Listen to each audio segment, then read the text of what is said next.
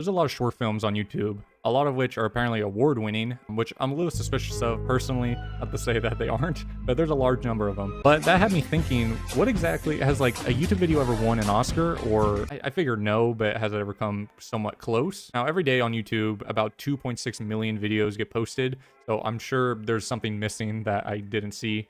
If there is, just let me know in the comments. I would love to see more examples. Now, if you just type into Google, has a YouTube video ever won an Oscar? It's going to promptly say no, which if that's all the information you need, it's been nice knowing you. But I think most of us can probably already know that it is not. I think that would have been pretty big news for the entertainment industry in general, because I mean, I think YouTubers, TikTokers, all that are still kind of looked down upon when it comes to the higher ups, the Hollywoods, you know. But I will say I did find a couple that do get pretty close. Obviously, you're going to be a little more of the judge when it comes to my specifications and everything. Now, the main ways that a film can even be considered for an Oscar typically falls into these three categories, give or take. Obviously, each one has its own qualifications and everything. Firstly, it could be theatrical. This is when your film gets released in theaters. It has to be at one of the qualifying cities, usually the bigger ones like LA, Dallas, New York. And then it has to run for 7 consecutive days, I think with at least one showing per day. For the typical film, I mean, this is a very logical way to go. But for a YouTube video, most of them, if not all, from my qualifications for what considers a YouTube video, would not be allowed in this category because it states very clearly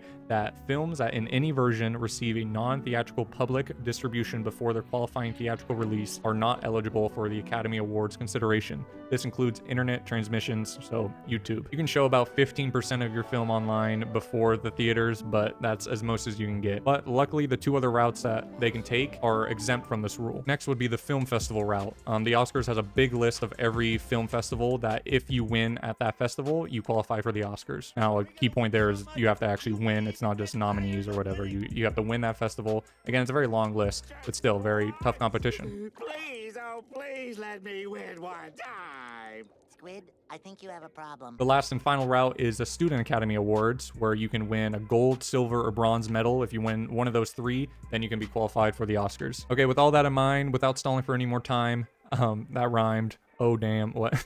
Who exactly are the contenders that I was able to find?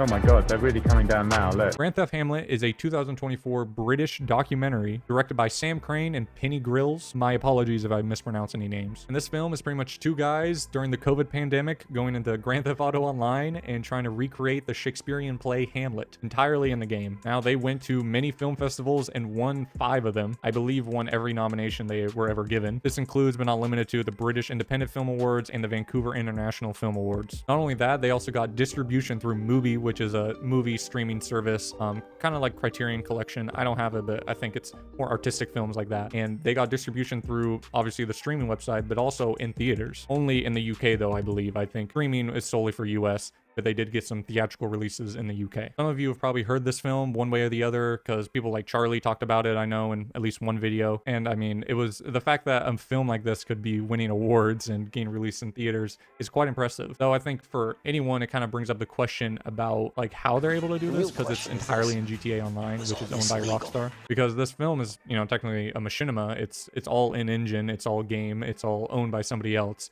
So typically you can't go that far with it, but Rockstar has came up with a response. Pretty much they're totally cool with it. They knew about it way beforehand because I think these people were making similar videos to this before, and they see it as a love letter. I mean, I think it's very clearly a love letter to both GTA and just movies, I guess. But from what I've seen, they have no issues with it, and clearly they must not if it's getting put on a streaming service and you have to like pay money to go see it. Now, I have this movie at the beginning of my list because, well, I am going to try to go from least connected to most connected to my original prompt, but this isn't really a YouTube video. I mean, these aren't YouTubers that made it. You can't watch it on YouTube. You can see the trailers and stuff, but you can't watch the actual film. But I still count it because it does, like, it is a machinima. It's which became popular on YouTube, like Red versus Blue and stuff like that.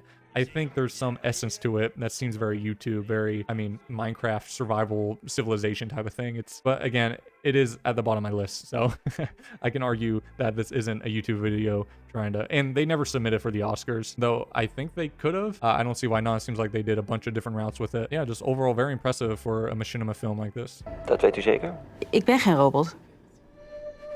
I'm Not a Robot is a 2023 Dutch short film that was released on YouTube on the New Yorker page that you can watch right now in this moment. And it's been nominated for many awards, won a couple of them, but most importantly, it actually won the Academy Award in 2025 this past season. Like, it legit won Best Live Action Short Film, which, you know, case closed, wrap it up, roll credits.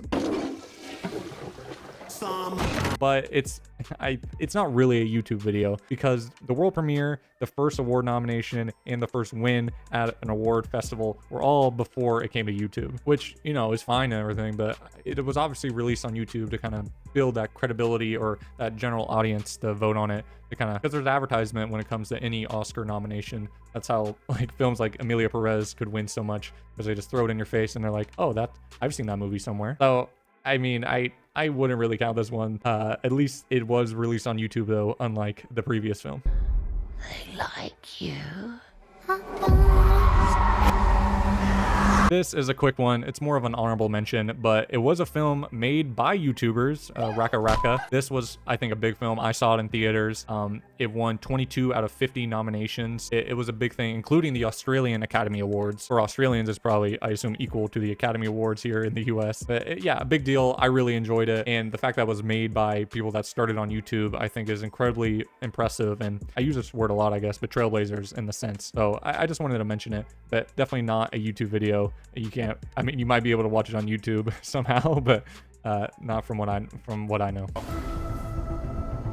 Now we're getting a little bit closer. This is Markiplier's YouTube original series that was released on YouTube. It's a YouTuber, and it was nominated for an Emmy. Obviously, it's a series. It's not a film, so it's not going to be considered for an Oscar. And it didn't win the Emmy, but it was nominated, and we're getting a little bit closer, I feel.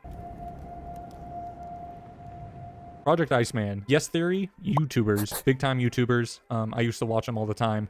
Not so much anymore. It's also a feature-length documentary. It's not a short film, which is rare for things like this, but they did do a different route with it. They did do theatrical runs. They didn't release it on YouTube first. They said on their Instagram, apparently, that they premiered it in 10 cities across 3 continents and 9 countries. So just a very impressive project by a group of YouTubers. And now you can watch the full documentary on YouTube for free on their channel. So it's kind of close. Again, it's not like I am, well, I guess it is similar to I'm Not a Robot. At least these were YouTubers that made it. And they also won 3 awards, 3 film festivals they won for their categories, which allowed them to submit to the Academy Awards. But sadly, they didn't make the shortlist, which the shortlist is pretty much the nominations before the nominations. So if they did make the shortlist, it would have been a huge deal. I mean, you have heavy competition. So even limiting it down to that selection is for any movie to get on that list is impressive. But they did not. But maybe one day they will. Okay, and finally, the winner is the one that got the closest to an Oscar. And I think this one is very, I would find a hard argument against this one getting at least somewhat close and classifying as a YouTube video. I guess they want to be YouTubers, but it's...